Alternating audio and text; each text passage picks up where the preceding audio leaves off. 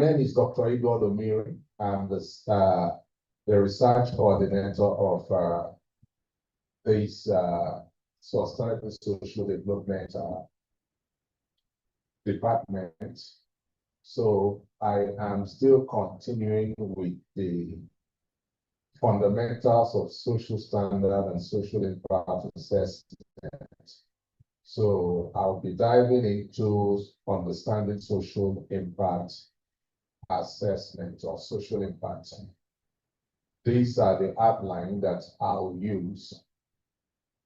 We'll start with introduction, relevance of environmental and social framework in global developmental practice, structure and vision of World Bank environmental and social framework, overview of the 10 environmental and social standards. We are going to look at the principle of social standard and accountability. We'll also look at social impact assessment, the purpose, the scope, and the process. We will also look at how to manage social risk and adaptive approaches.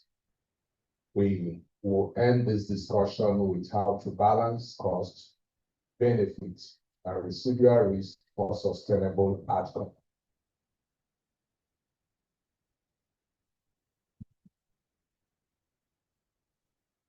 So,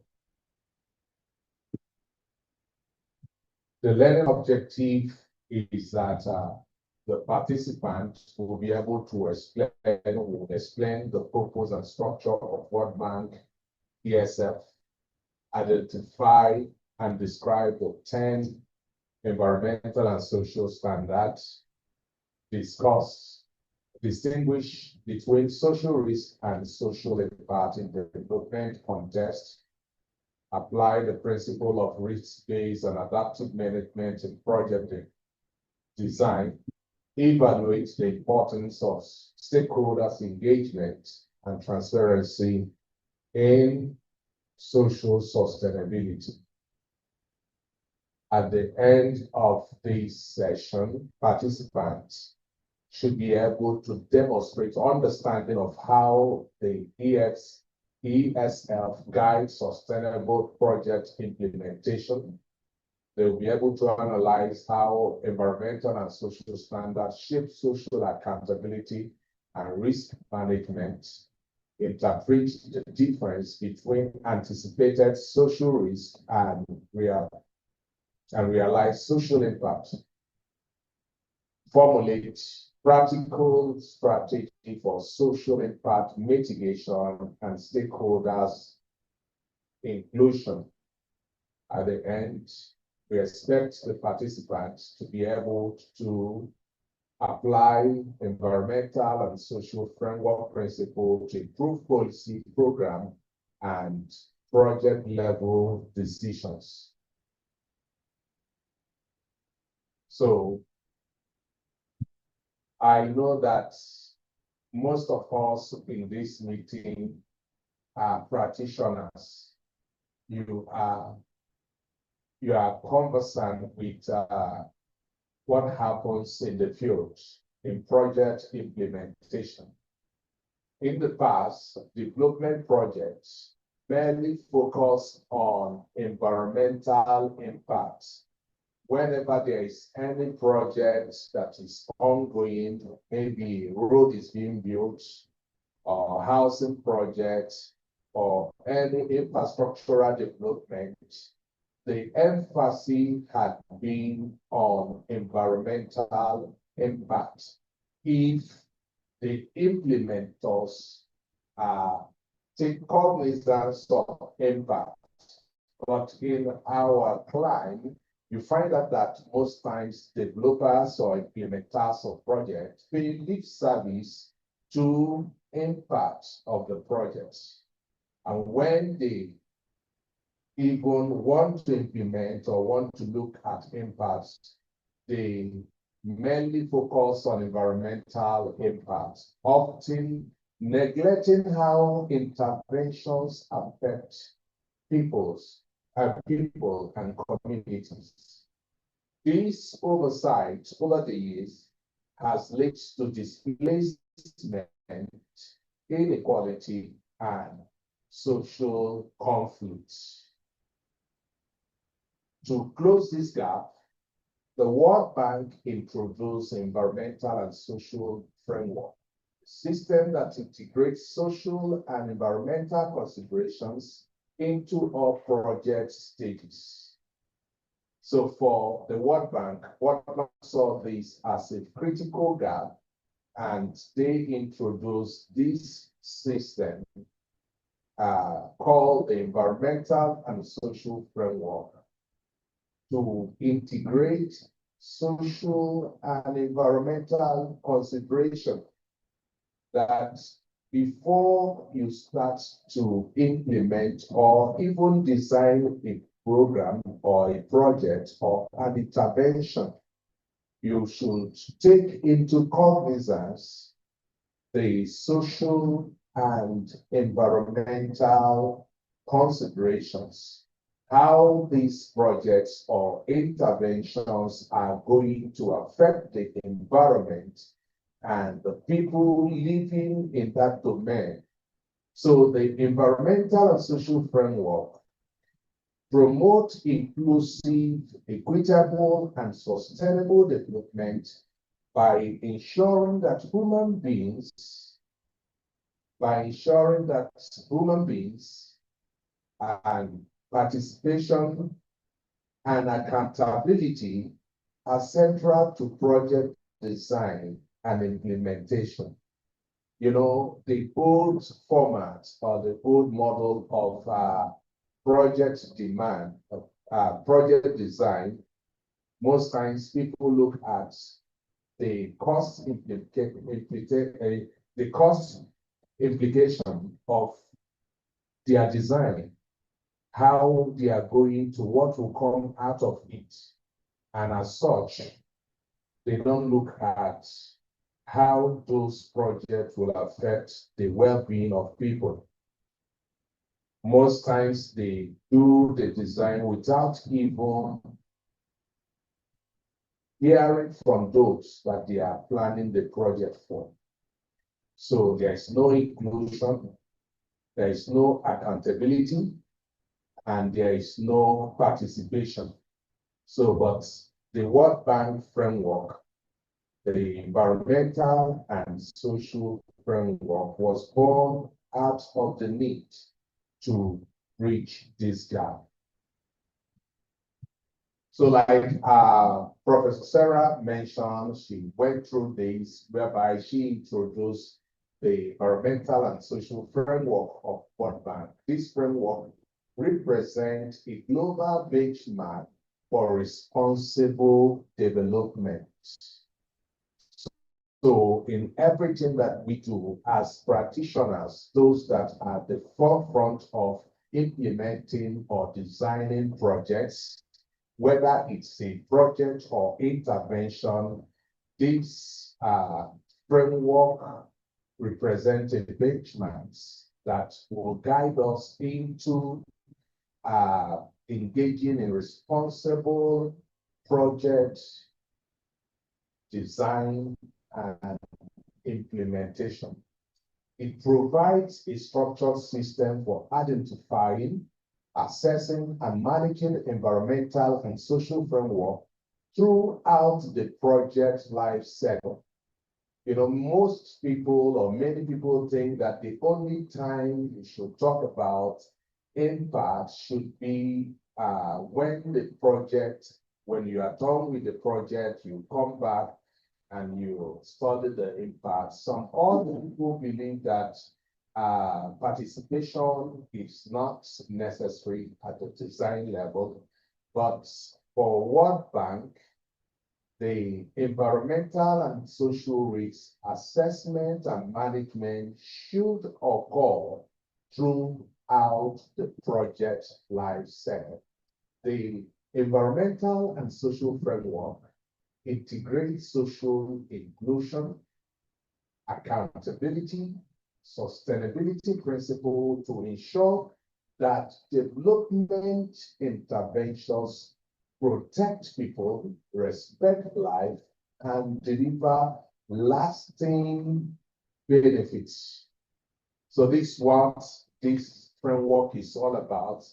It's all about inclusion, that people must participate in making decisions that affect them. You know, this principle seems to be alien to us because some people will sit down in a room and they take the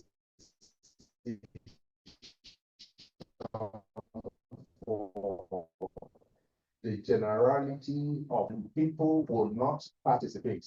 And sometimes also, even in our practice, you know, for those in the non-governmental, for some of you in non-governmental sector, sometimes when you go out, maybe advocacy, you see it, and you want to get the feelings of people.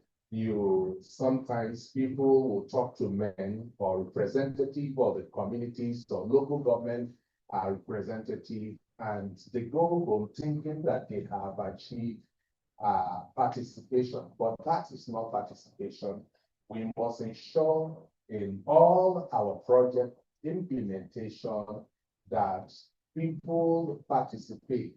We must ensure that disadvantaged communities and those without voice participate in decision making. There should be transparency, there should be accountability, and we should also endeavor that there is community buy-in so that there will be sustainability of that project or intervention that we are trying to push. So at the core of this framework are 10 environmental and social standards that guide borrowers in managing risk and impact while promoting equity, transparency, and participation. Complementing the environmental and social standard is the social impact assessment, which serves as a critical tool for understanding potential consequences. It also helps us to engage stakeholders and also shape mitigation strategies that reflect community realities. Together, the environmental and social framework and social impact assessment create a foundation for adaptive, evidence-based, and socially just development practice. So in a nutshell, what World Bank wants to achieve is that whatever thing we want to do that has to do with people and community will be equitable, will be transparent, and it also must promote inclusion and sustainable development. So the relevance in the World Bank framework. The environmental and social framework, like we have said, is the World Bank key policy instrument guiding how projects manage risk and achieve sustainable outcome. In every project you are implementing, there are potential risks. We can't just leave those risks and continue with our project implementation. We must put into place strategies and framework that will help us to manage and mitigate those risks so that we can have sustainable outcome. So this framework helps to promote the integration of environmental and social governance, the ESG consideration, that will guide those who are implementing the projects to implement some of the things that we have mentioned in the project life cycle. You know, here I've been talking about the project life cycle. Most times You may be asking your certification exam. When do you implement environmental and social framework? Is it at the beginning or at the end?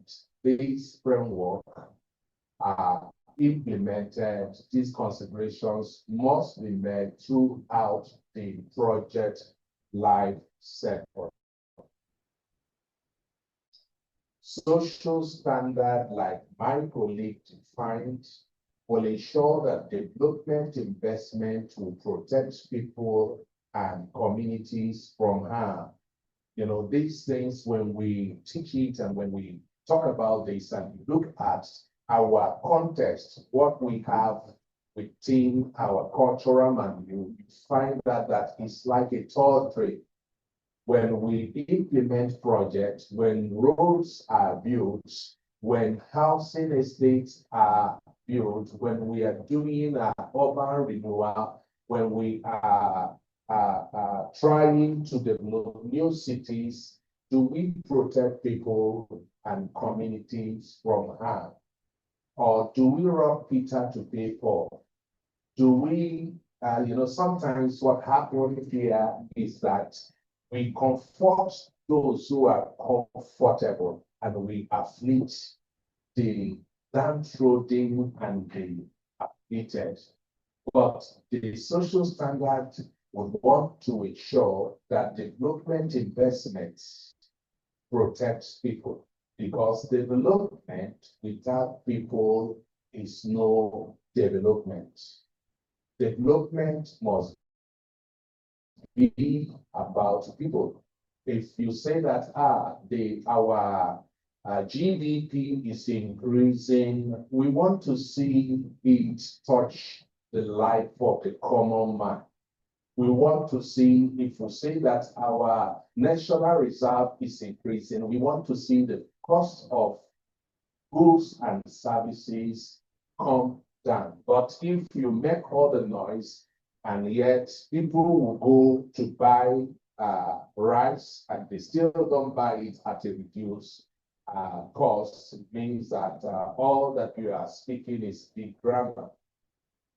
The social standard also will ensure that it strengthens inclusion and equity. Inclusion is at the core of sustainable development.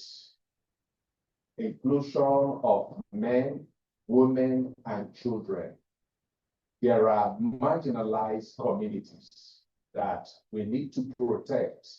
And by protecting them, we need to include them to take decisions in issues that affect them.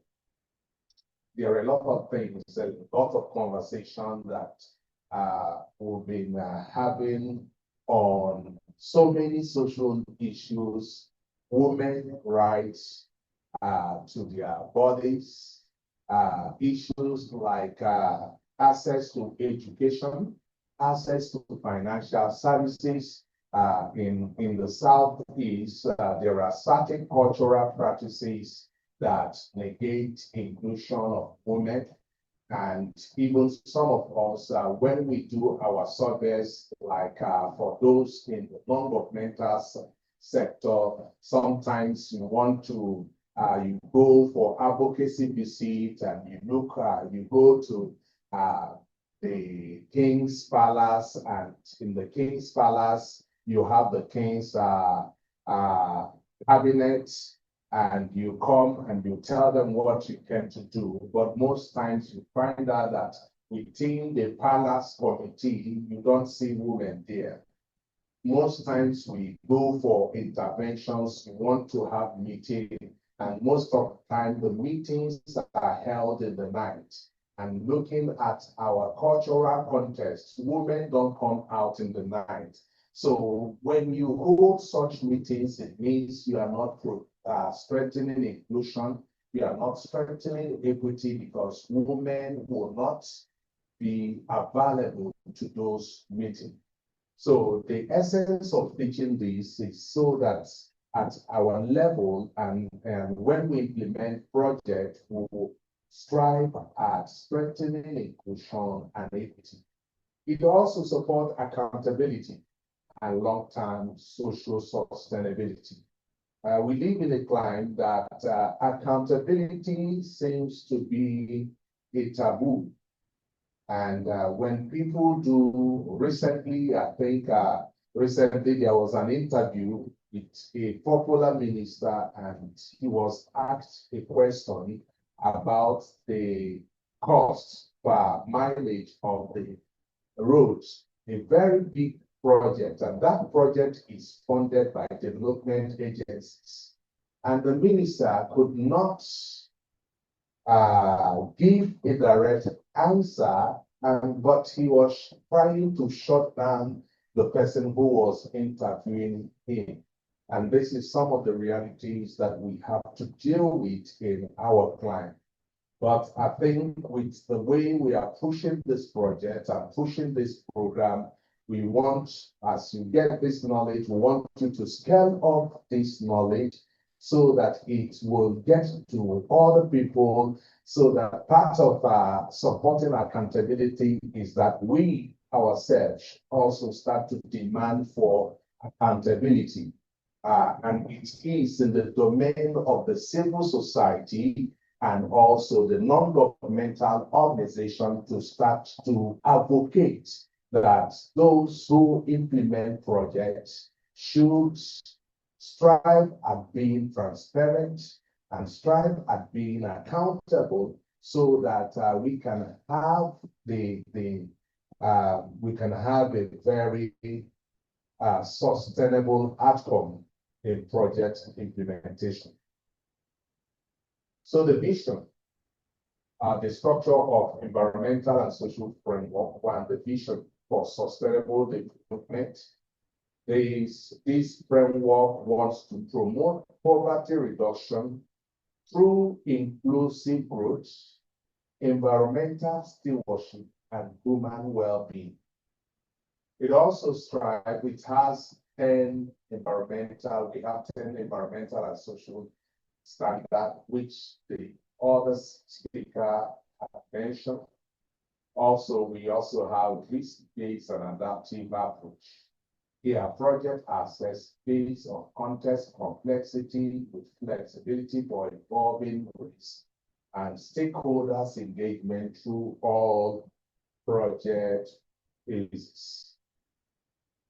So I just want to run through the 10 framework here. I won't want to dwell on this because the other speaker did a wonderful work going through it, and you are going to have this slide anyway.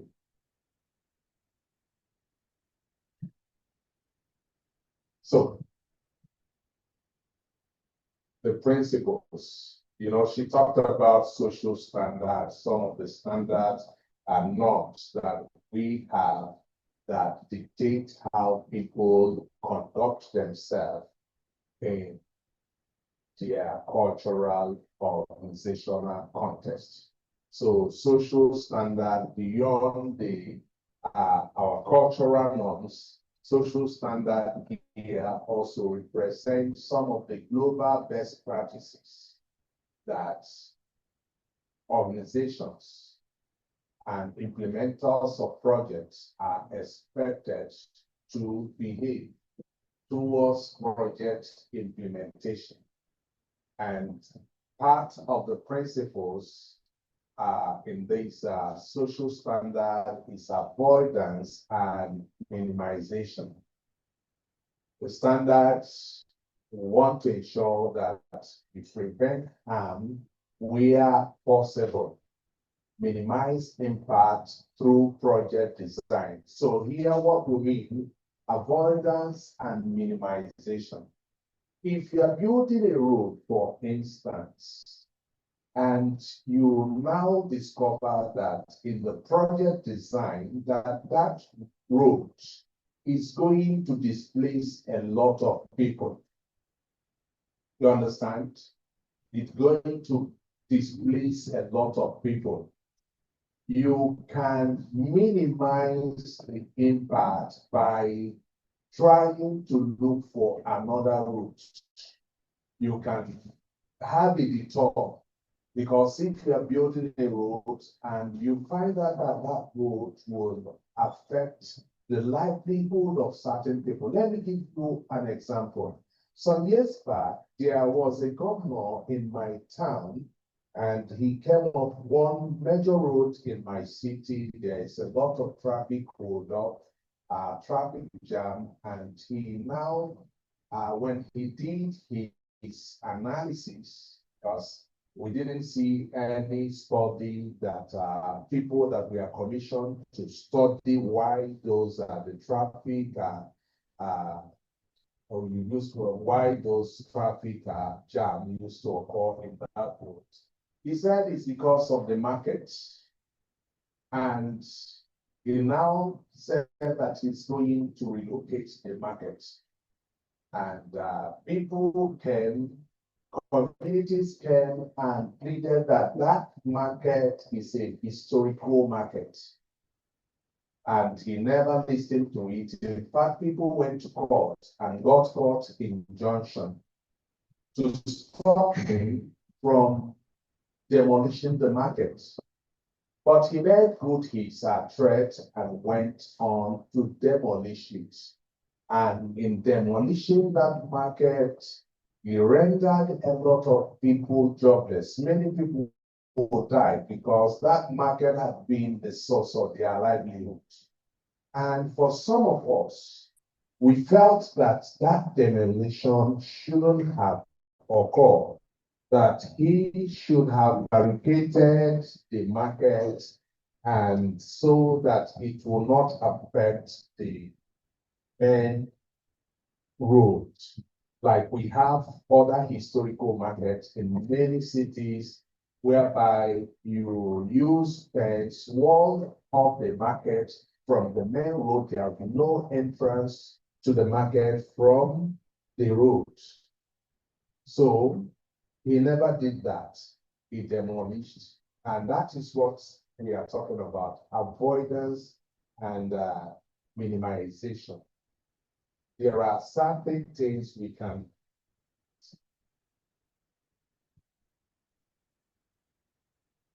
solve. So there are we can prevent where possible. We can also minimize impact through project design. By the time we are designing the project, we can minimize impact. Another thing is inclusion. Inclusion and non-discrimination. The principle of social standard, it tells that we ensure fair treatment of all groups, particularly vulnerable population. Vulnerable populations are those that lack voice. Women and children are a vulnerable population. There are other categories, minority groups, like, in Nigeria today, there have been this conversation about settlers and indigenous. And you've seen it's causing a lot of problems. People are being dispossessed of their land in certain places, whereby with all manner of excuses, we must ensure fair treatment of all groups, irrespective of their race, sex, religion, or region where they are coming from. There also should be transparency and accountability. We must promote open information sharing and responsible governance. If you are implementing a project, you must openly share information. You must put it in a place where people can access it. You must remove all bottlenecks, bureaucratic bottlenecks, administrative bottlenecks that prevent people from getting information. I think we are headed towards that with the Freedom of Information Bill, even though we have a law, the FOI law, but the question is, are these laws being implemented? Can I walk into the office of the Minister of Federal Capital and say that I want to have a load ban of the cost of some of the roads that he's building? Can it be done?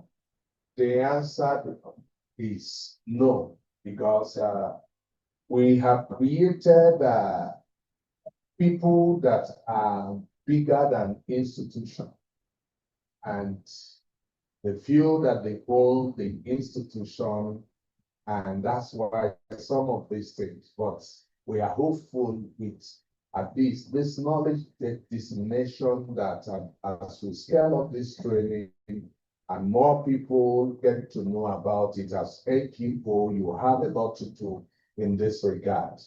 Another very, very important thing is community engagement. Community engagement, whereby we involve affected communities in decision making that shape outcome and build ownership. So that takes us to another issue: social impact assessment. It's a process of identifying and evaluating the potential social effects. These social effects could be positive or negative effects of proposed development projects. The purpose of social impact assessment is to ensure social considerations are embedded in project design, implementation, and monitoring. A clear understanding of fundamental difference between risk and impact is very, very essential for effective social impact assessment. So when we talk about social risk or risk, we are referring to potential future events. It hasn't happened, but there is a possibility that it can happen. While impact are the changes that have already occurred. So risk are potential negative outcome that can come out as a result of the project you are trying to pursue. But the impact, you are implementing the project, or you have finished implementing the project, there are certain changes that will occur because of the implementation of your project. Let me give you an example. If there is a road construction going on, there is a high possibility that after the road construction, there's going to be businesses will boom, just like the coastal highway that is being built now. It's going to open up a lot of places. Land rate or property will increase. It will open up communities. There's going to be access to market, access to new businesses. But these ones are positive outcomes. But there are also negative outcomes that has to do with issues of displacement. People might be displaced from their natural habitats. There could be environmental issues whereby it can lead to deforestation. It can also lead to people losing their ancestral lands. So the distinction between risk and impact is critical for developing appropriate mitigation and management strategies. So for social risk, what you do is you look for mitigation measures. For social impact, you look for management strategies. So let's define impact. Impact in our context refers to the consequences, either positive or negative, that result directly or indirectly from a development activity. Impact can vary in shape, scale, and significance. It also influences individuals, communities, or even broader social or economic system. Traditional assessment has focused primarily on identifying and mitigating negative impacts, but current trends include increased focus on extending the scale and reach of benefits as well. So when we measure impact, we don't just identify and mitigate negative impact. We will also include positive or benefits as well. Impacts are more predictable. We can predict impact. We can measure it. We can monitor it. There is more prospects to learn from experience. There are more likely to be method or standard for addressing many of the current recurring impacts with varied degree of effectiveness. So what we are saying here is most impact can be measured. And because it can be measured, we can predict it. We can also monitor it. So we can have standards. We can have methods for measuring this impact at the end of the video. Characteristics of impact. Development interventions, whether projects, we've been talking about projects here, but development intervention can be policies. Let me give you an instance. The removal of fuel subsidy created a lot of ripples. And you will agree with me that that removal, that policy of removing fuel subsidy, when we look at it, there are a lot of impacts that came with it.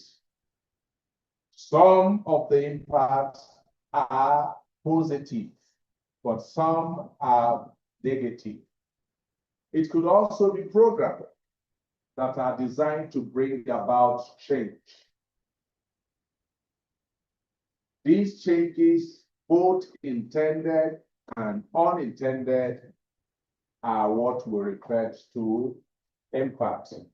Understanding the nature and characteristics of this impact is very, very fundamental to social impact assessment and crucial for ensuring that development efforts truly benefit communities and contribute to sustainable progress.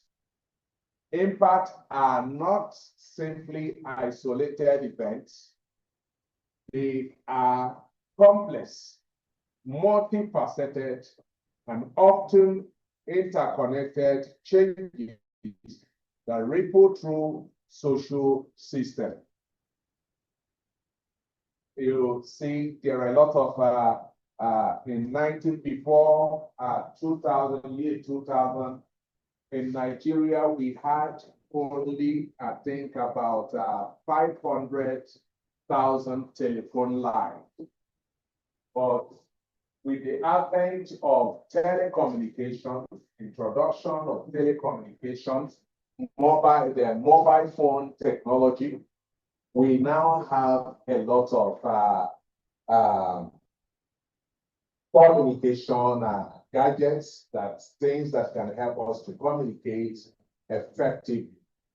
That intervention has created change, positive change, but it also has created negative changes. People are using mobile phone to scam others. People are using mobile phone to do other things that are not intended, but we cannot say that. Excuse me.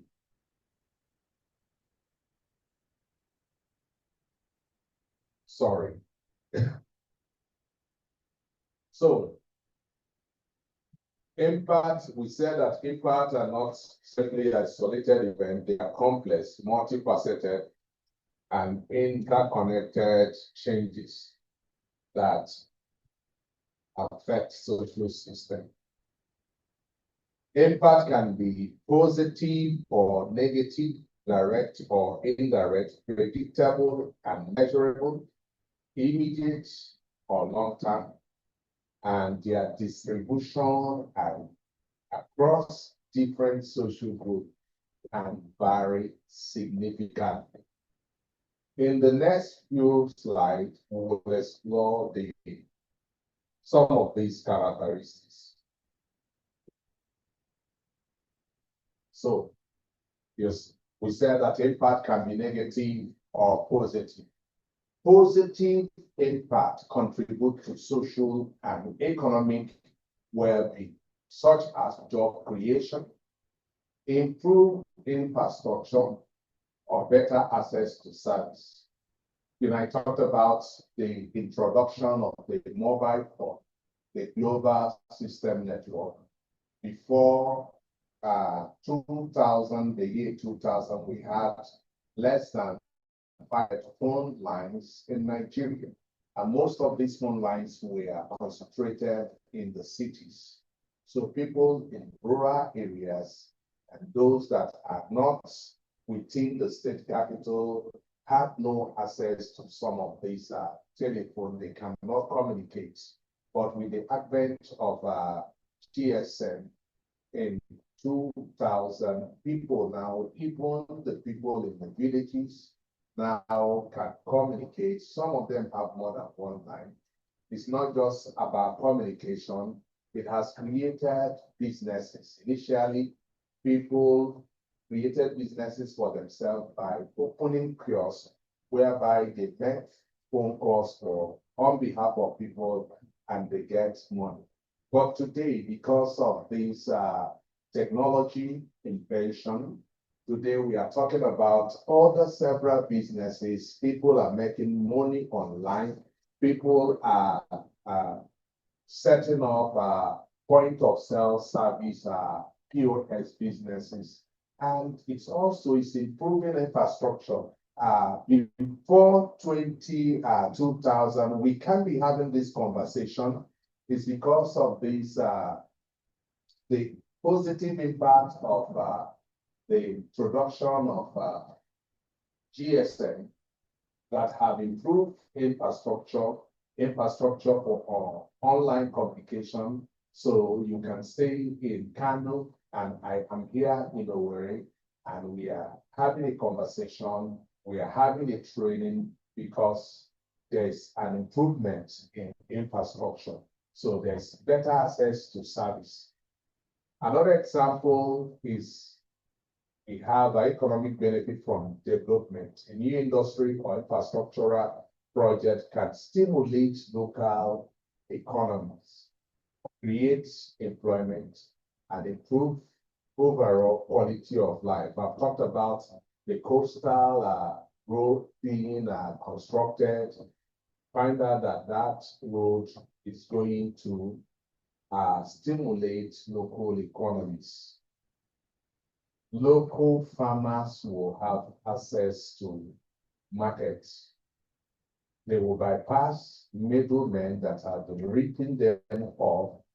It's going to create employment. Even as the project is going on, people, local people within the corridors of that road will have one thing or the other they will do in that road construction. Some of them will become contractors. Some of them will at least have access to one service, and this will all help to improve their overall quality of life. There is also negative impacts that cause harm and disruptions, such as displacement, environmental degradation, and economic loss.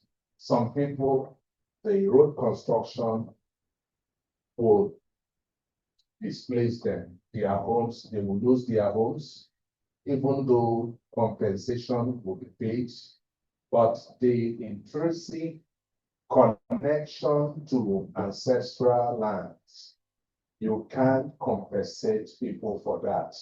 You know, if a group of people have stayed in a place for a very long time, they have this connection with that habitat. You are building a road, and that road cut across their communities, and you ask them to leave, and you are going to pay them compensation. Yes, money is good, but the other aspect of missing the land of their birth, nothing can compensate it. There's also environmental degradation. Most of our developmental projects cause a lot of environmental degradation. We lose our habitat, and not only the habitat, we lose some of the rare animals, birds. Let me give you an instance. There was this road construction that went through my village, and after that road construction, some of the animals that used to stray and enter into the village, we don't see them again, because the noise from all those heavy equipment will scare them away. So the examples are there. Loss of land, people may be displaced due to infrastructure. Businesses, small businesses may suffer if developmental projects restrict access to market and displace customers. And that's happened in Owerri. There's a road that was commissioned by the president, I think, 2 weeks ago or last month. But that road construction took place for the past 2 years. They've been doing that, and there was diversion. And the other day I passed, when they opened up, I discovered that all the businesses along the corridor of that road, because of the blockades or restriction of traffic, most of those businesses have collapsed because of customers who are not having access to patronize them again. These things are part of the negative impact. So impact can be direct. Direct impacts, and we can refer them to immediate or tangible impact. These impacts are the direct and immediate result of project activity. They are often easily observed and directly linked to projects. For example, the construction of a new highway directly leads to improved transport access for a community.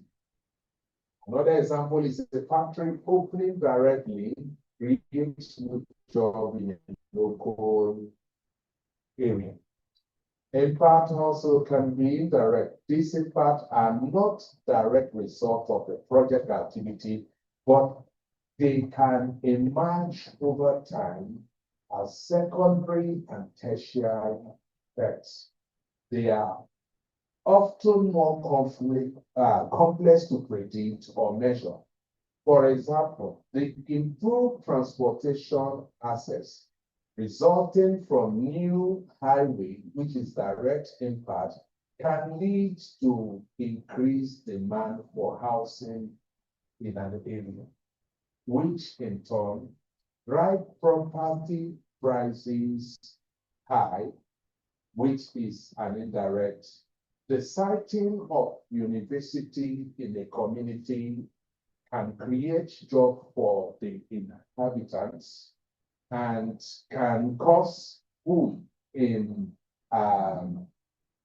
infrastructural markets, but it can also lead to overcrowding, noise pollution, and criminal activities.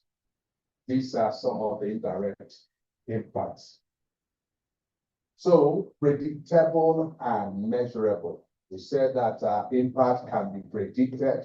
Many impacts can be quantified, such as when you build a factory, we can quantify the number of people or jobs created or the number of land acquired for a project. Impact can be anticipated based on historical data, modeling, or period experience. They also occur within an expected time frame, allowing for planning and mitigation. Many social impacts can be anticipated or foreseen by planners and assessors. These allow for proactive planning and development mitigation measures. And this is one of the very, very good imperative for a training like this to help us know how to quantify some of these things, to help us also to know that we should conduct social impact assessment when we are designing and implementing projects. When building a dam, it is predictable that there will be displacement of community in the flood zone. This allows planners to prepare for resettlement planning, because resettlement plan is one of the key anchors of social impact assessment. There are a lot of plans within the bouquet that we call social impact assessment. So resettlement plan, action plan is one of such plans. Okay. Subsequent lectures, we are going to know more about this. Many social impact can be quantified using various metrics. This makes it possible to track change over time and evaluate the effectiveness of an intervention. We don't just plan development projects or implement development projects. When implementing projects, we start with some planning metrics. We have to conduct some baseline studies. And some of these baseline studies will help us in benchmarking or tracking change over time. And these changes or indicators are the things that will help us to evaluate the effectiveness of our intervention.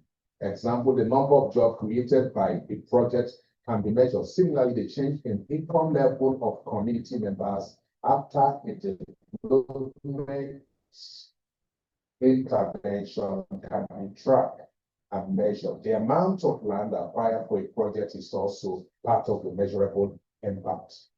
Impact can be immediate. Impact can also be long-term impact. Immediate impact are changes that occur directly and promptly as a result of project intervention. They are often the most visible, easily attributable to a specific action. The new factory opens, immediately people are hired for the new job created. The job creation is an immediate impact. Long-term impact, these are the impacts that unfold over time as a result of the consequence of its action. They are more subtle and harder to predict as they involve cascading effect and interaction with other social and environmental factors. I've talked about that a university may be the federal, talking about long-term immediate or impact. So we said that some impacts are immediate, while some are long-term.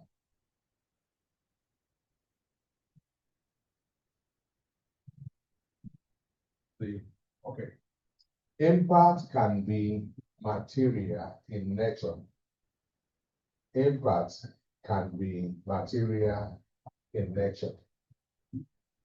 Impact of a project or development can affect physical, tangible things or assets such as natural resources, such as water, forests, minerals, and air quality.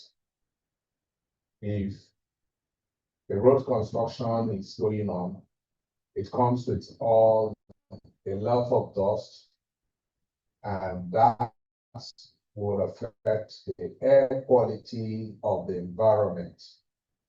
Trees will be cut, water bodies will be affected because of the debris that will fall into the waters. And if those waters are the sources of water for communities, it means that those communities will be affected. There is also, in this context, we also can look at land use and land cover, including agriculture, residential area, industrial zone. We also look at infrastructure, roads, grid, building, utilities like electricity and water supply. Businesses also can be affected. Companies, factories, markets can experience either positive or negative effects. Additionally, this impact can have financial and economic consequences. Change to bought land within a development corridor, like you bought land in a place and all of a sudden federal government decides to site a school within that locality. Over time, you will be smiling to the bank because the land value, the property price will increase. There also could be financial consequences, use of income. I've talked about the road construction that went on in my city for more than 2 years, and the place became inaccessible and blocked. All the businesses, filling stations within the corridor of that construction suffered. There could also be increased job due to new development. Since this impact are particularly measures, they can also be monitored. Impacts are unevenly distributed. Development and intervention really affect everyone in the community in the same way.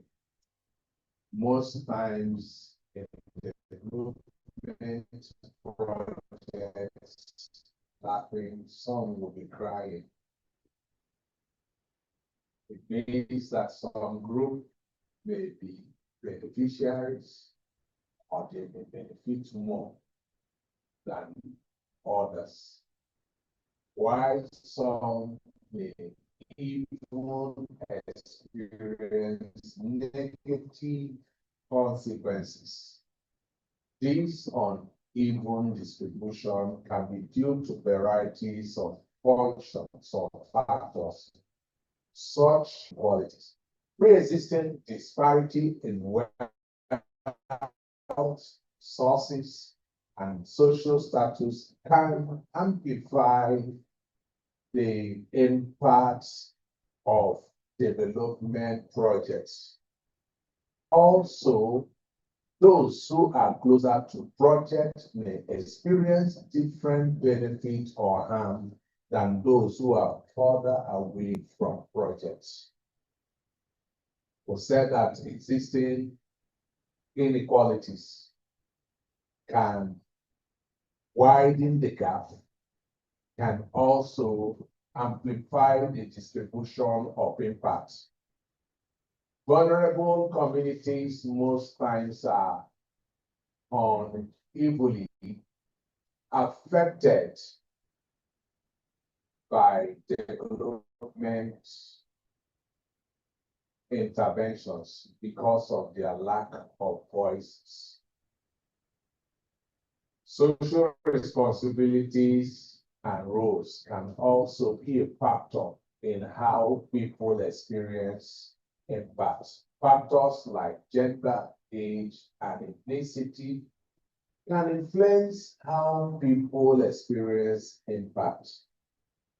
Women sometimes or most times suffer more in terms of when there is developmental projects. If the roads are cut off, maybe the road leading to the market, you find out that they are going to trek more than what they used to trek. And you know that women in Africa are associated with head loads. They carry a lot of head loads because of their role, social role, in the family. A lot of the things that they do are not motorized, meaning that they don't use vehicle to do most of those things that they do. So sometimes their impact is power dynamics that is closely related to the existing inequalities and social role. More influential groups may secure benefits, while marginalized communities may suffer consequences. You find out that whenever in Africa, in Nigeria, this is the realities of our time, that whenever there is a development project, there are people that are the gatekeepers. They are the people that represent their communities in negotiation. And most times they go on behalf of the communities, they go there to negotiate deals for themselves.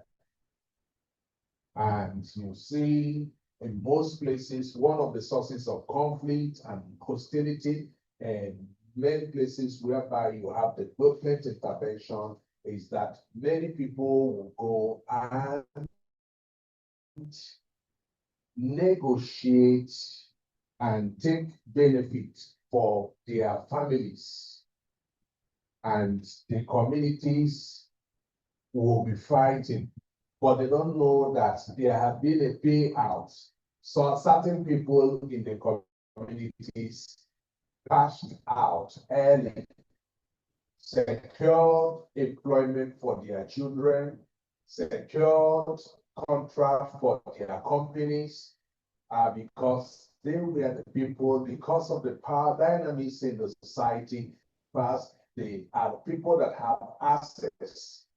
And so the marginalized group are left to suffer.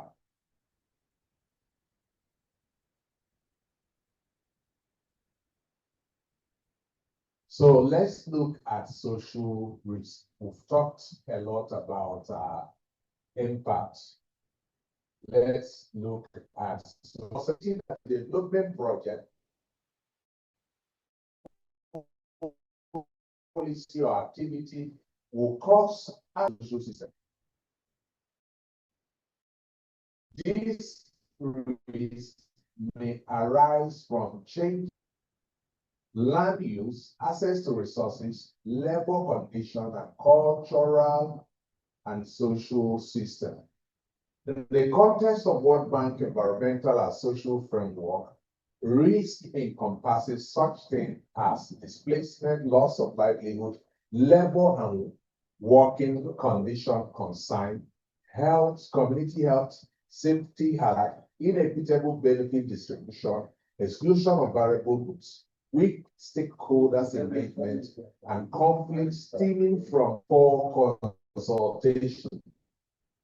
In essence, social risk is the potential harm for the social fabric, rights, and well-being of individuals and communities as a result of project design, implementation, and unintended consequences.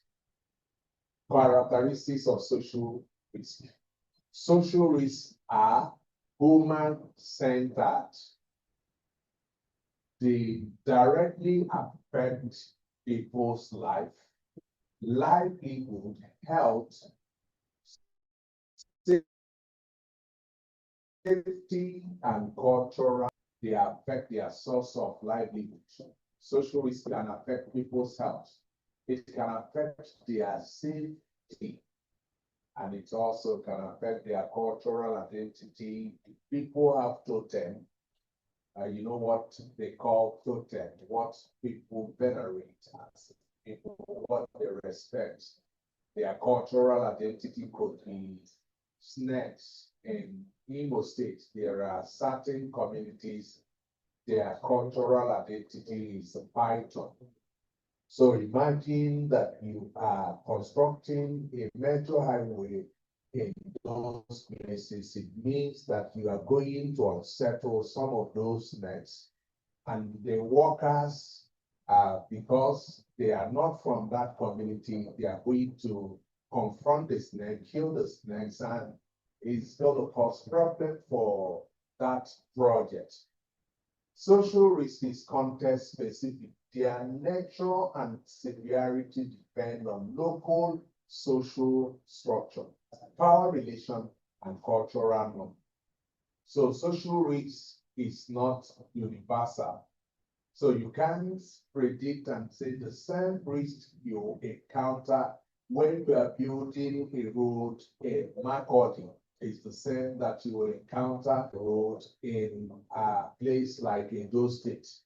The nature and severity depend on local social structure. By local social structure, we are talking about how the structures, their culture, their leadership structure.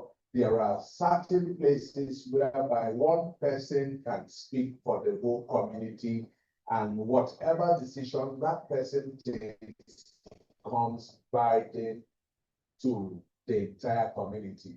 But you can't say that, you can use that as a yardstick for other communities. There are other places whereby they have democratic by consensus. So if you now decide to adopt the centralized system whereby one person or certain people speak for the entirety of the community, in another community whereby consensus is the order of the day, you will have problem. Social risk is interconnected. They are often interact with environment, political, economic factor, and it also amplify project.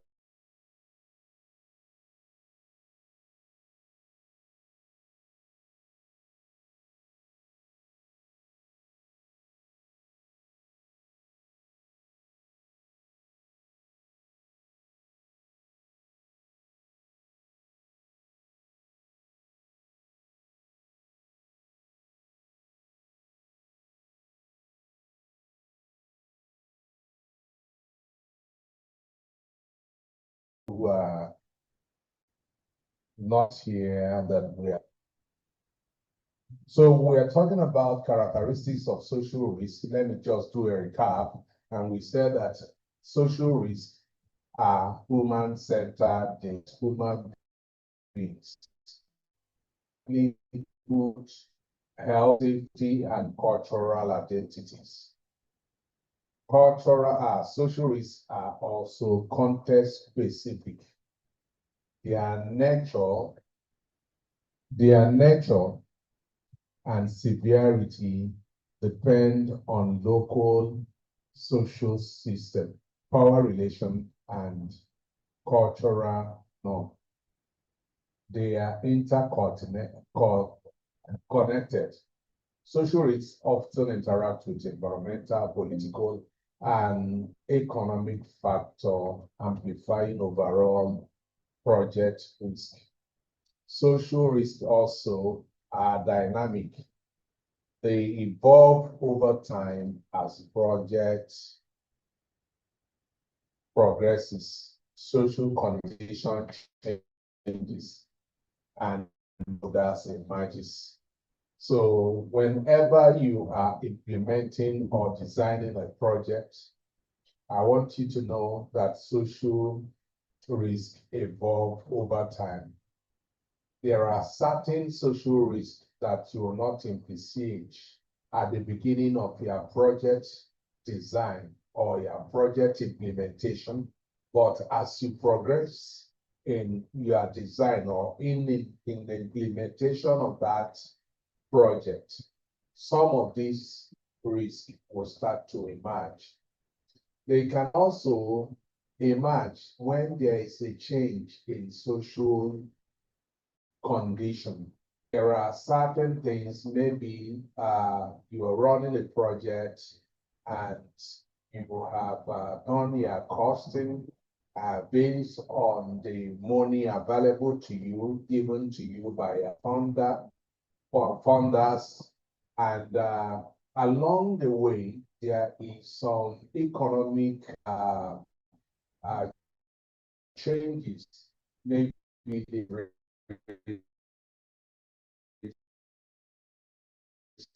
drop is affect certain things. Also, the emergence that will start make certain demands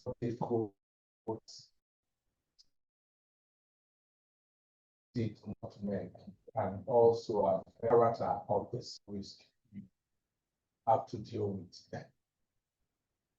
Another thing is perception driven.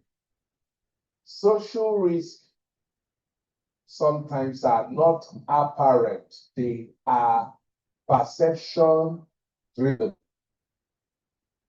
How affected communities perceive fairness, inclusion, and transparently strongly shape level of your risk.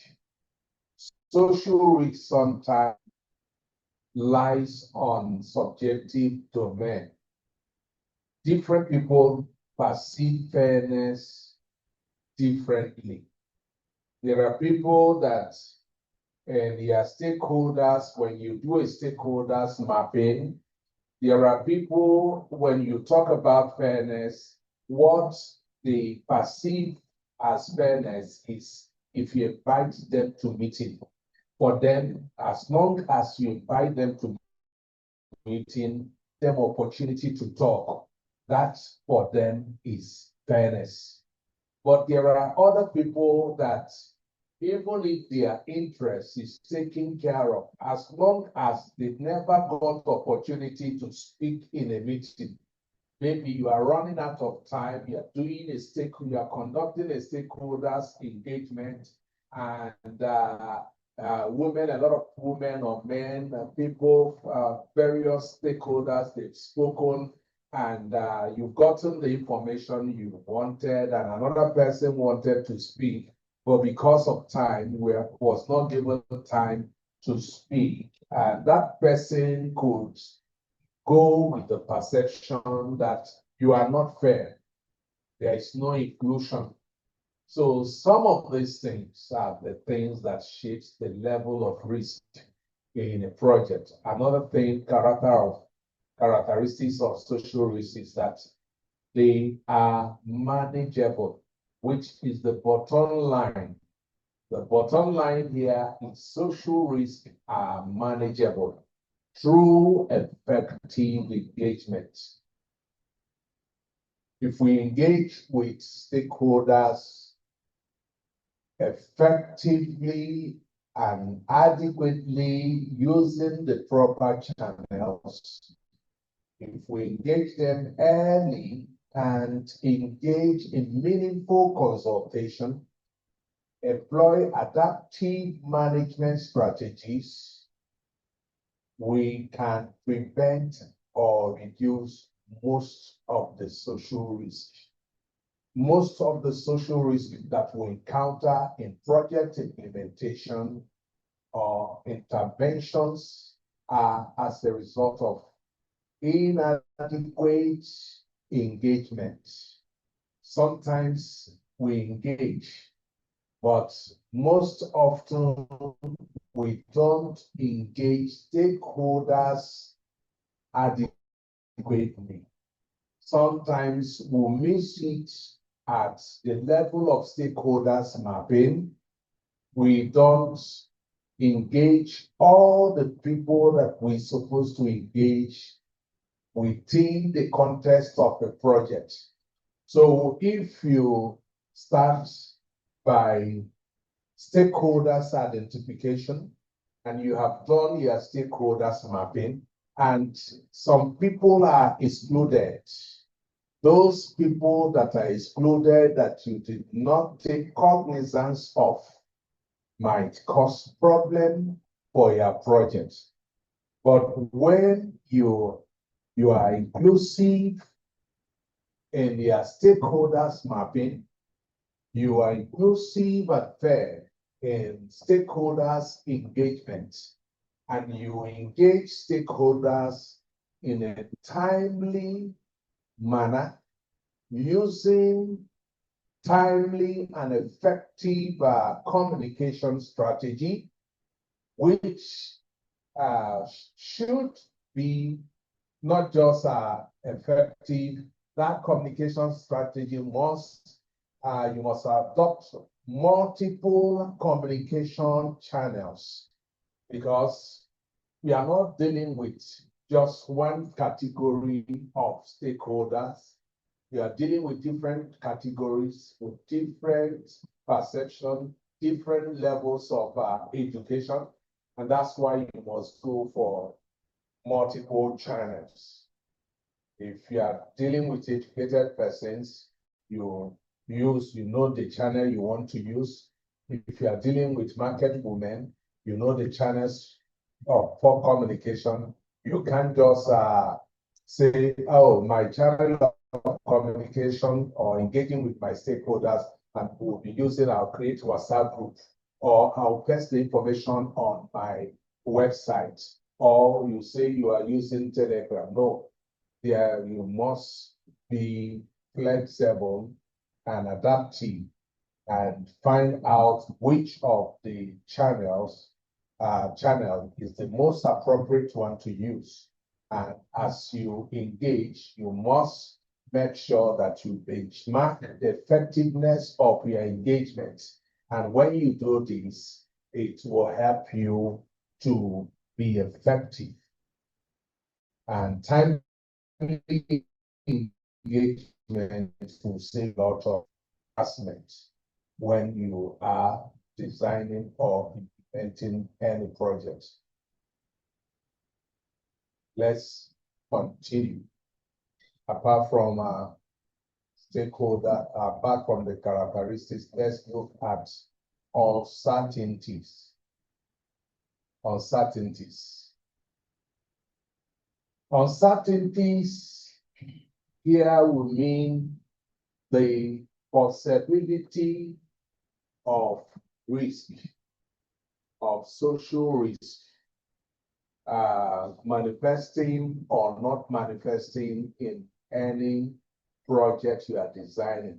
So uncertainty is a risk may or may not materialize. A recurring theme in this course is when dealing with social behavior and perception, they usually reflect much greater degree of uncertainty. When you are dealing with human beings, you can't predict how they will react. So because of this uncertainty, greater degree of uncertainty, there is a lack of knowledge or confidence regarding the possibility or possible implication and outcome of a plan or action. Social risk. What we mean by this is that social risks are not guaranteed to happen. And when they occur, there is a very, the spectrum of uncertainty is wide. You can't pinpoint and say that this is the degree of social risk that may occur in a project. You can't quantify it, unlike social impact that you can quantify, but in social risk, there is uncertainty. You can't quantify the degree of that uncertainty. Their occurrence depend on multiple factors, which include community response, external events, unforeseen consequences of the project. Because of the uncertainty surrounding social risk, social impact assessment, and any accompanying mitigation plan topically are more mindful of contingencies. So when you are planning, you don't have a sure-proof plan, and whereby you can predict and say, look at the social risks that must occur in a particular project. And that's why we must have part of the plan you make within the context of social impact assessment is that you will have contingency. Contingency plan will accommodate the risk, the uncertainty of social risk within a project. Social risk also are not directly linked to development. Many social risks are pre-existing conditions that may be worsened by a development project. For instance, issues such as poverty, discrimination, social conflict, vulnerabilities, and unequal access to resources do not always originate from a specific project, but can be aggravated by it. Let me give you an example. Some time ago, when the advent of introduction of GSM, the global service network, companies started to expand, and they now started to build their antennas or masts. So in a community in Ebonyi State, one operator of the global system, the GSM network, went to a community and erected a mast. And that thing that's supposed to be something that will at least give network to the surrounding community became the thing that divided the community. The two communities started to fight because projects. A community felt that this was a development project, that it's supposed to be cited in their community. Now, looking at this, a lot of people, about 18 people were killed in the process.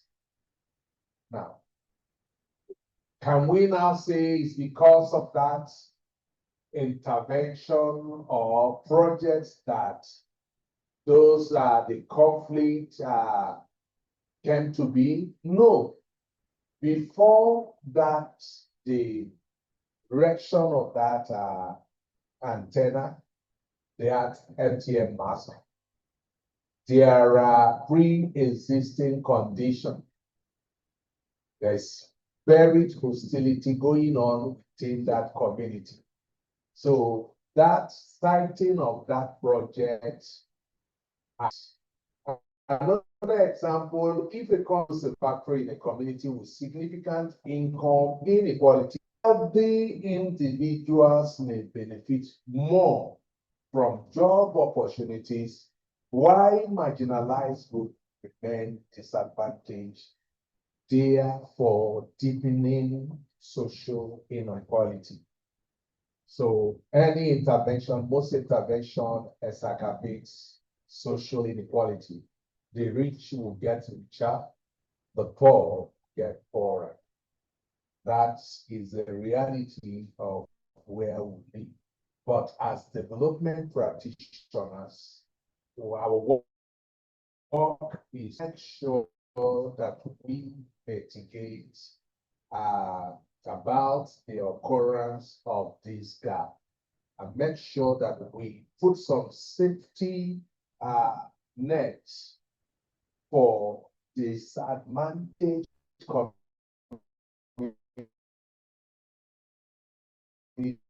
and give them from development intervention. We can do that for communities or disadvantaged communities that lack access to education or in terms of capacity building training, so that it's not just about bringing development to a community or intervention to community. Those that are bringing such intervention should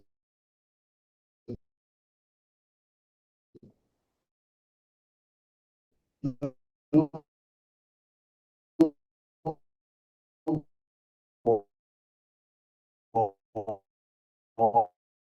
by operation. If you build roads or you give access to farmers to market, and you don't build their capacity by giving them farm input or credit or training them on how to use technology, you will cause a bigger problem for them. So that is part of the work that development practitioners must do in order to bridge the gap and build capacity of marginalized communities so that they can participate in issues that affect them. So often, social risks are difficult to avoid. We must say it's a stark reality that we must confront.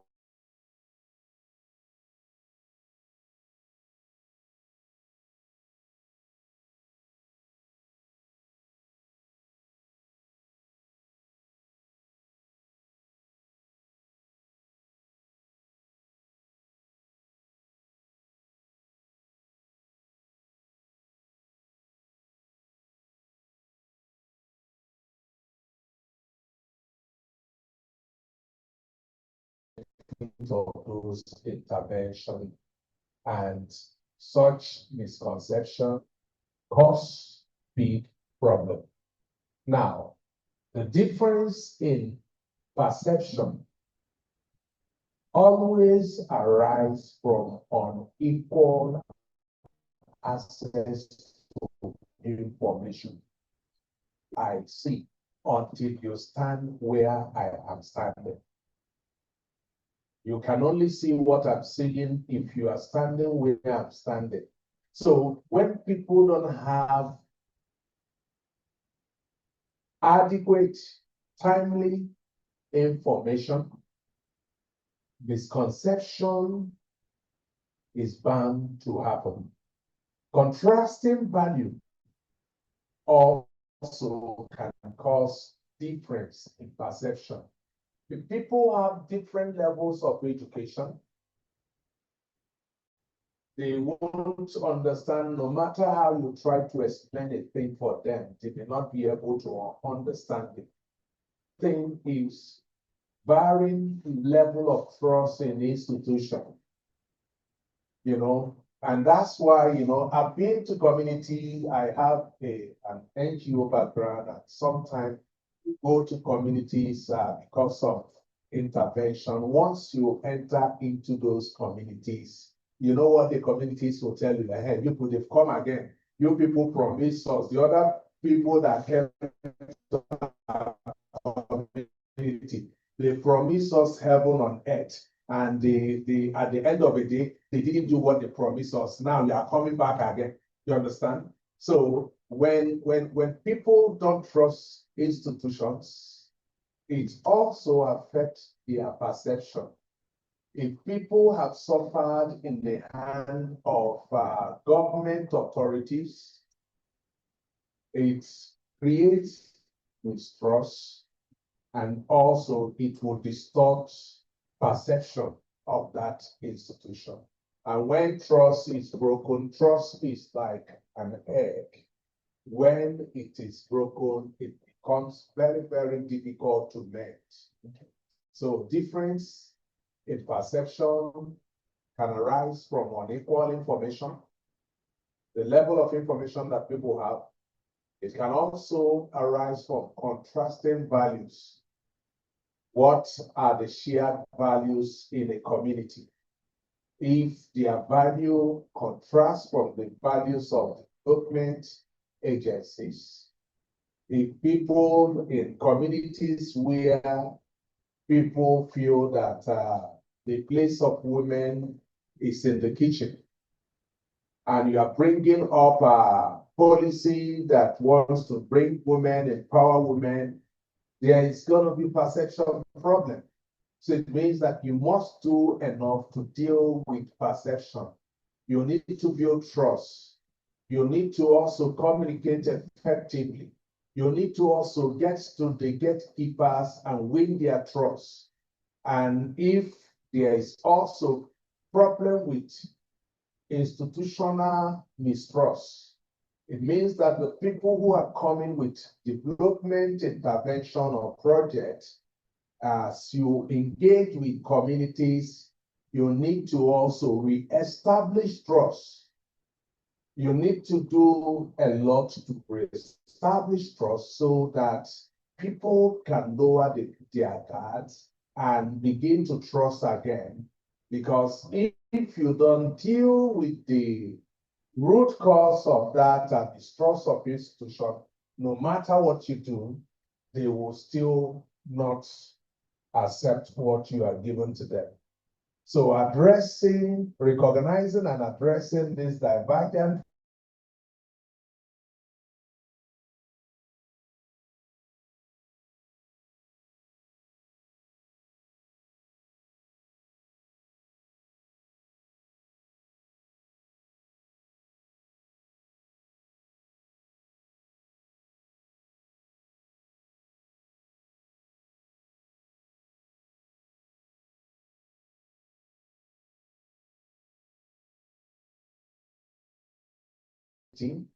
and to traditional livelihoods.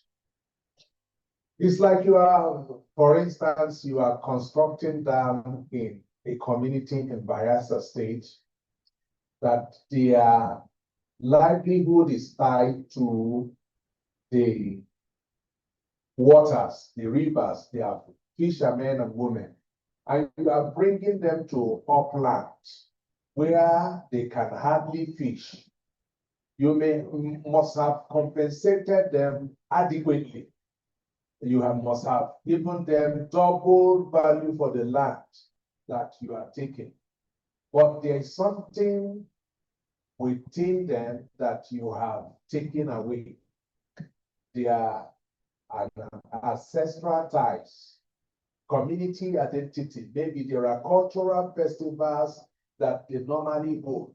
They are regulative. The thing that they do with inside the water. You brought them to upland where there is no river again. They can't fish again. And some of their cultural motifs are tied to the rivers. So when you do this, there's going to be gap. There's gap in perception. This gap between technical assessment or community perception can create mistrust, resistance, or even project delay if it is not managed through participatory consultation and culturally sensitive engagement. And that's why we emphasize that part of the things that those who engage in development work, that engage with communities, they must have cultural competence. You don't go into communities wearing the cap or the hat of your culture. So if you are going into communities to engage with them, you must, first of all, understand their culture. I used to tell my students that if you are going on a field work and maybe you are going to the north and you are a lady, you don't wear your tight jean and tight clothes. Maybe even if you are the leader of the team, wear that and you go to a rural community in the north and you want to meet their sariki or the gatekeepers, you will not be received, no matter the level of your proficiency in the field. I tell them that before you enter into a community, you should be able to know at least what the community accepts and permit. That will help you. It's part of the entry behavior. Or if you are coming to the east and you don't understand the culture and you feel that the same thing you did in the north, you can do it in the east. If you do such, you are likely to meet a blockade. So we've talked a lot about contingency, but let me just run over this as we are drawing to the end of this session. Contingencies in social impact assessment refers to proactive planning for uncertainties, risk, and the dynamic variables that may influence the social outcome of policy, project, or development. Now, you see, in my presentation, I'm not just centering on projects. Development, some of the things that we engage in policy implementation, interventions. In health sector, we do interventions. In engineering and whatever, we engage in projects. And there are also policy implementation. It could be health policy, it could be housing policy, or whatever kind of policy. So contingency refers to the proactive planning for uncertainty, risk, and dynamic variables that may influence the social outcome of these elements. It involves creating adaptable strategies to address unforeseen positive or negative impact on communities, ensuring resilience in project implementation. Because social risks are unpredictable, unlike environmental impacts, and they are influenced by multiple factors. Social impact assessment and any accompanying mitigation plan topically are more mindful of contingencies. Contingencies matters because social behavior, perception, risk are rarely static or fully predictable. Risks are not static. Risks are dynamic. Social risks are dynamic. It can prop up at any given time without even giving you notice. Predefined solutions and blueprints often fail in complex context-specific environments. You can go to field if you are a practitioner and you want to implement projects. Why most project fails in terms of mitigating social risk is that most practitioners go into fields, they go on to implement project interventions and policies with predefined solutions. And when this predefined solution meet with emerging sophisticated complex risk, it falls flat. So you design solutions as some of this risk emerges. So another thing that we do within the context of social impact assessment is that we assess cost and benefit. Development impact can be positive or negative. We have said that over and over again. It can be positive and negative, contributing either to costs or benefits. When development impacts are positive, they contribute to benefits. When development negative, they contribute to costs. Therefore, assessing the cost and benefit is challenging because of uncertainty in the realization and varying perception among social groups. Let's look at some of the costs of development intervention. Types of costs, they include planning, review, construction management, and operational costs. Social costs include mitigation measures for adverse impact, ensuring intended benefit. There is material cost, the cost of land acquisition, cost of demolition, resource depletion. These are very, very easy to measure, but can be contested. And sometimes most of our politicians, this is where what they use in packing all our moves. Some of these costs. Sometimes what we have been seeing in my state today is demolition, demolition, demolition.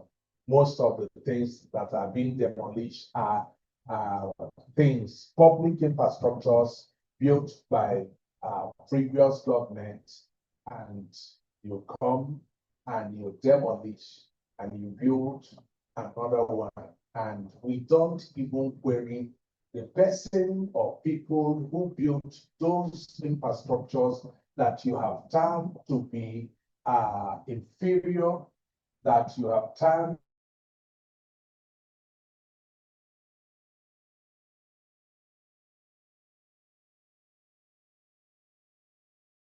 to be unhabitable.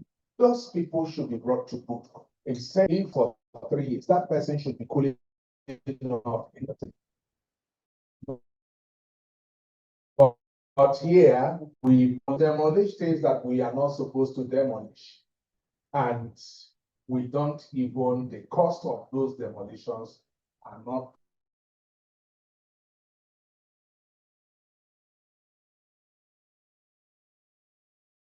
publicly known. Material costs, we talked about intangible costs that are very difficult to quantify. Example, disrupted relationship, relocation, and loss of traditional leadership are very, very hard to quantify. When you move people from where they are living and you have given them another place to live, you will know that you should expect that these people are carrying a burden and a scar of leaving their ancestral home, the scar of destruction of relationship, where their children are schooling, where they have their businesses, where they have lived all their life, and they are moving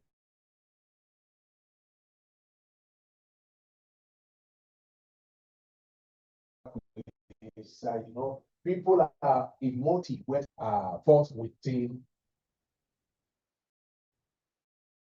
in time. Let's look at the benefits of uh, development tension, the benefits of development in different group experiences, experience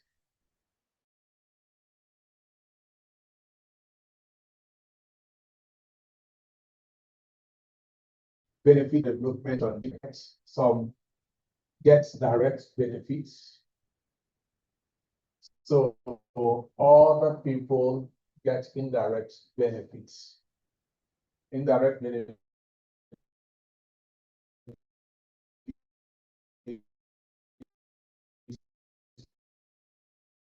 would include better housing, access to market,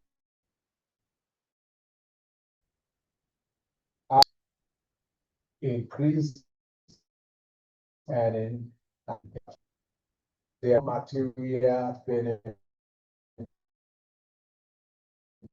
which include and improve organizational capacity. How do we balance costs and benefits?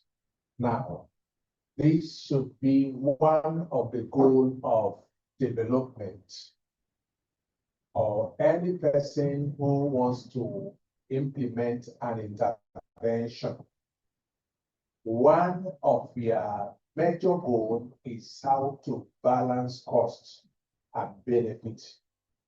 Cost-benefit analysis will help us to assess the overall value of development activity. Yes, you want to build roads, but have you sat down to think about the cost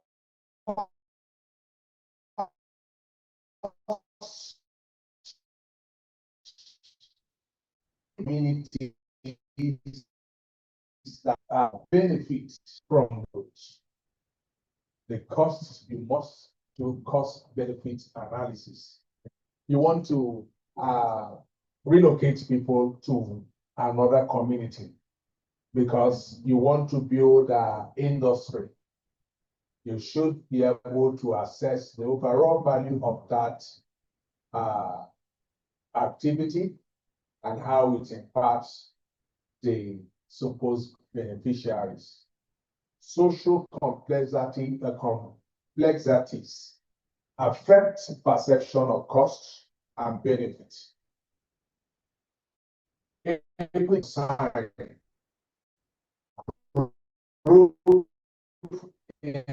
affect perception. What one sees as benefits, another group can see it as costs. So social impact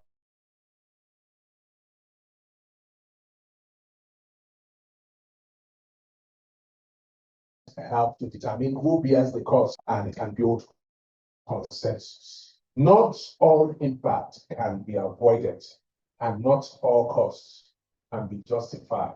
I want to take that again. In project implementation or project design or project implementation or policy intervention, Not all impact can be avoided, and not all costs can be justified. Our assessment, therefore, should be realistic, and it must be context-driven. Assessment must be realistic. It must be non-biased, without preconceived notions, and it must be context-driven. Let it be localized, and let it be location-specific. So, residual risk. Residual risk refers to the risk that remain after all possible mitigation measures have been implemented. It represents the exposure that still exists even after control, safeguard, and preventive action have been applied. You see, in my place, there is a saying that even after curing a madman, you can't stop the madman from soliloquizing. The madman will still talk to himself. So this is applicable. There are risks that never go. No matter what we do, we can't eradicate poverty 100%. We'll always have the poor among us. There are certain risks, there are certain variables that will still exist after all our control, after all our safeguard, after all our preventive actions. We will still have residual risk. Let's look at some of these residual risks. There are unavoidable risks. No system, project, or process can be 100% risk-free. There is no system, there is no intervention, there is no process that you can have 100% risk-free. Calculated and accepted. Organization must assess risk residue and decide whether they are acceptable or require further mitigation.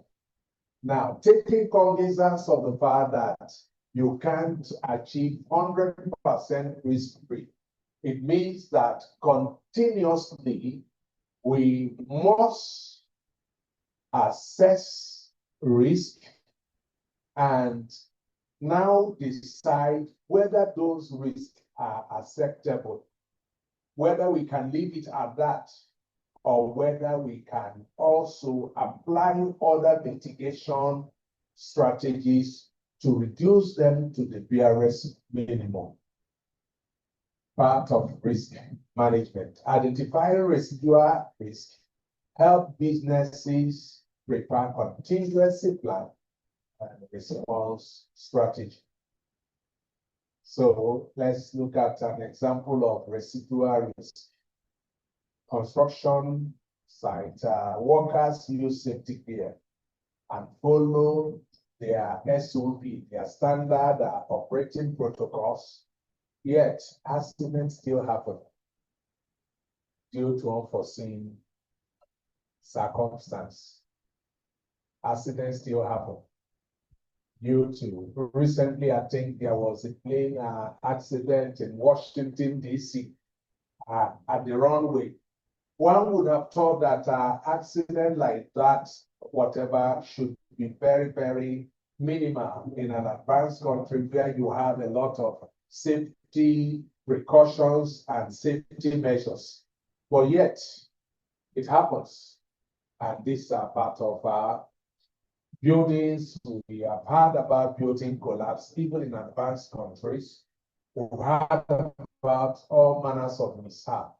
Even the recent one is the last during the COVID, whatever. A lot of people died because of the vaccine, even in America. We should have thought that because of how advanced those communities are, and because of some of the safety measures that they take, that we shouldn't be having such accidents in their communities. So, devising risk management approach. The risk-based management approach focuses on identifying, assessing, and prioritizing risk to make informed decisions that minimize potential negative impact on an organization or project. This method ensures that resources are allocated efficiently to mitigate the most critical risks while accepting manageable ones. When risk and impact are difficult to predict and manage, social impact assessment can inform the development of flexible risk-based management protocol and response procedure. Whenever here, what we mean is that whenever impact, risk and impact are difficult to predict or manage, within your social impact assessment risk management plan, you should develop flexible risk-based management program and also response procedure. There must be contingency plan. They shift focus from eliminating or mitigating the risk or impact itself to building preparedness and responsiveness to evolving conflict.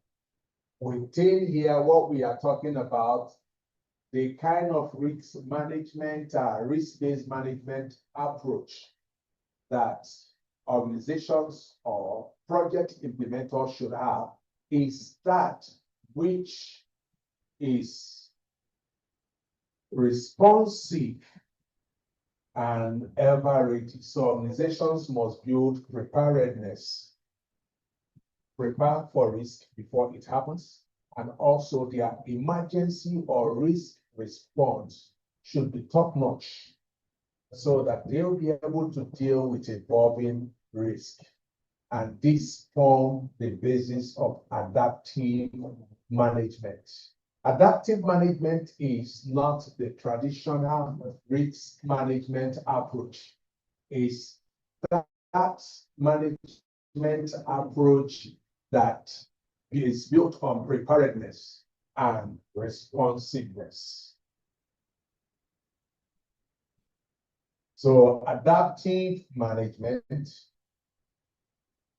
is a management approach that involves revising plan and procedure based on observed changes in the project context and in response to unanticipated risk. You see, and that is why we have feedback. You know, feedbacks in project is not just collect it and put in a file and lock the file. When you are implementing any project or any intervention and you collect feedback, you should have channels of collecting feedback, and you should also have channels of evaluating. Monitoring should not be something that you do at the end of the project life cycle. Monitoring should be an ongoing thing. It helps you in your adaptive management plan. It will help you when you collect feedback and you monitor a project, collect feedback. It will help you to reverse plan. There are times it can make you to stop and think. It can also help you to revise your procedure based on observed changes in the project context and respond to unanticipated risk and impact. Therefore, some level of social impact often continues throughout the project implementation phase, providing decision makers with necessary information to adapt effectively to unforeseen circumstances. We've talked about residual risk. There are some key aspects that is worth mentioning here. For purposes of complete elimination of risk involve ongoing assessment and adaptation to shifting may require continuous full impact assessment throughout the project implementation to guide decision making.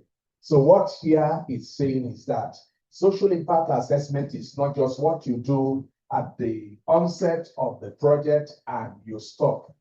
There are some projects that require continuous assessment throughout the project implementation.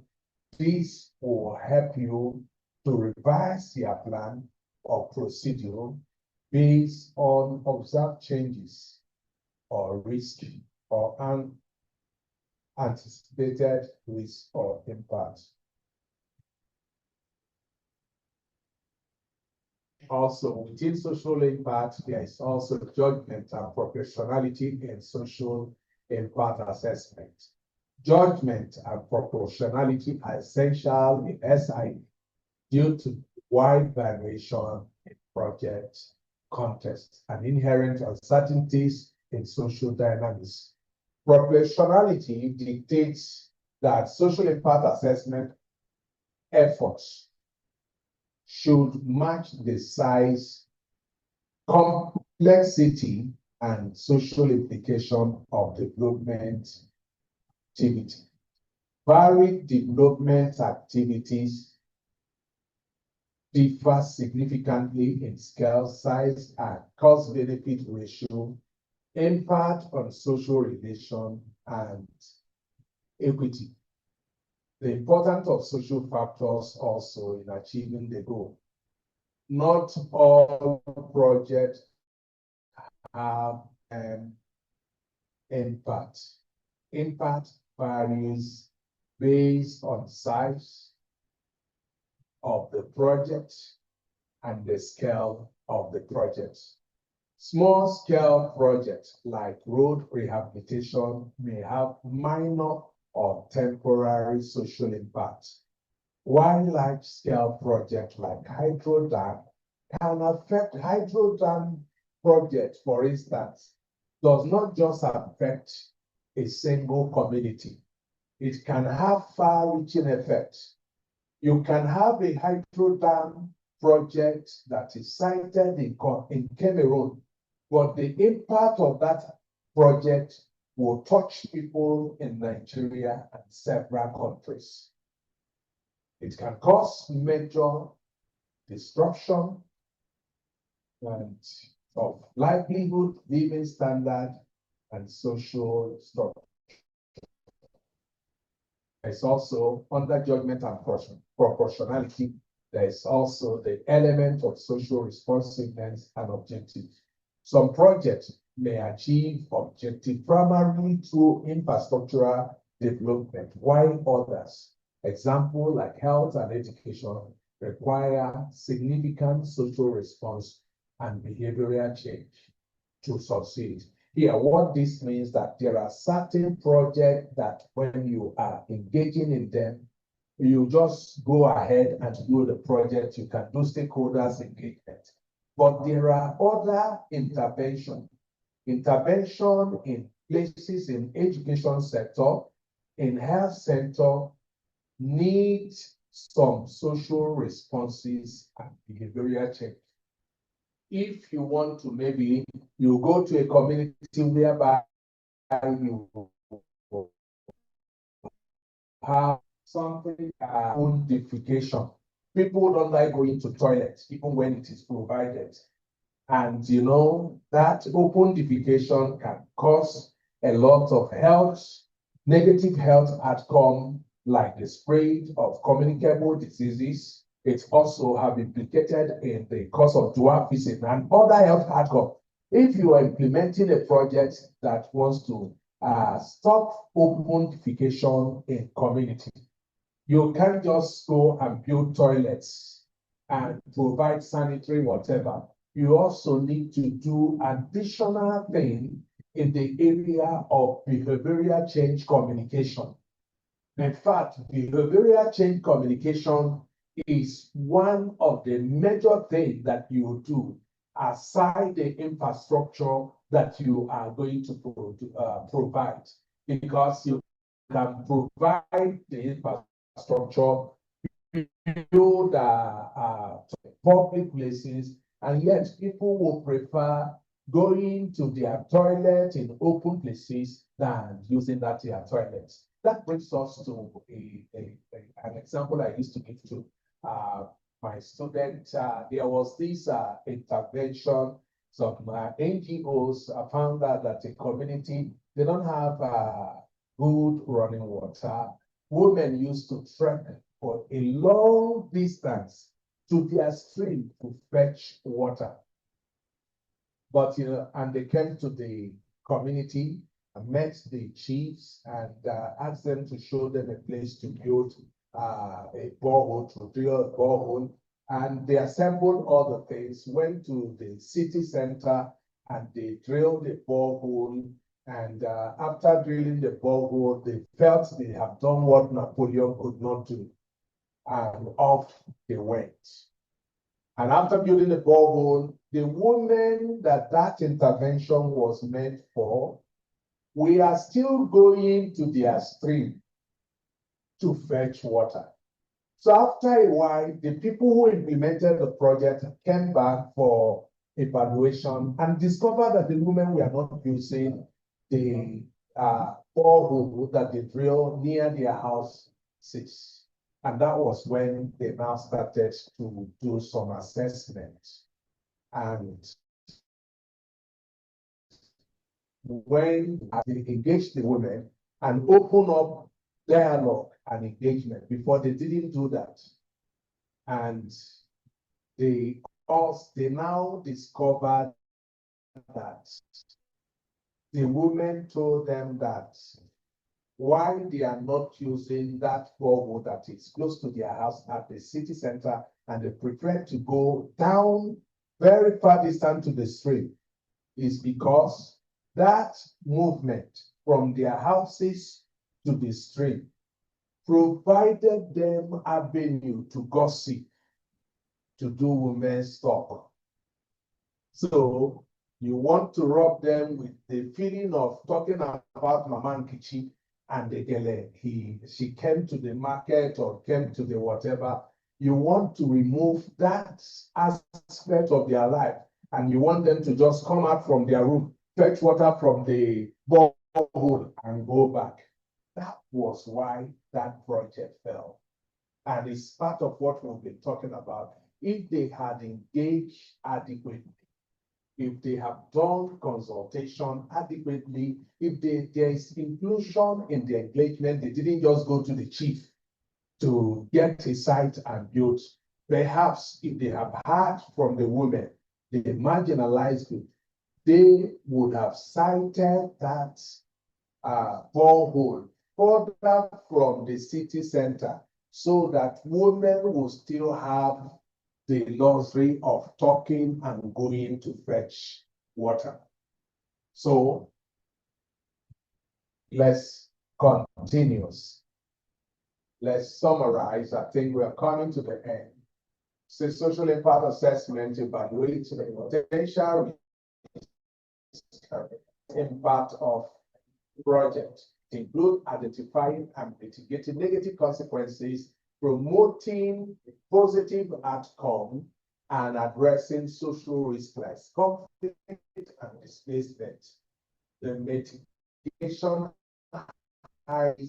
social impact assessment by prioritizing strategy that reduce harm, while adaptive management help respond to all issues during project implementation.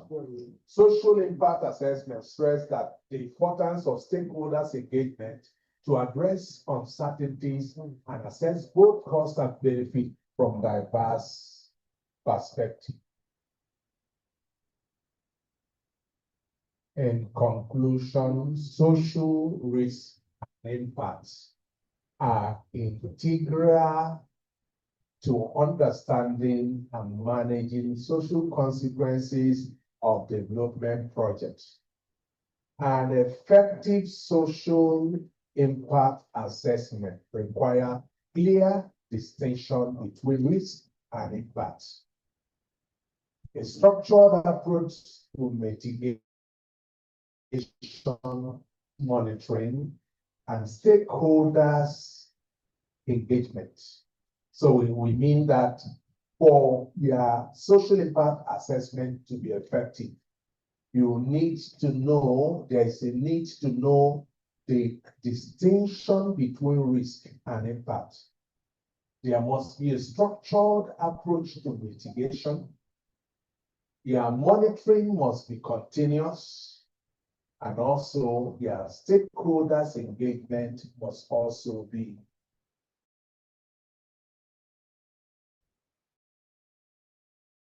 and continuous. It also has to be inclusive via management proportional strategies.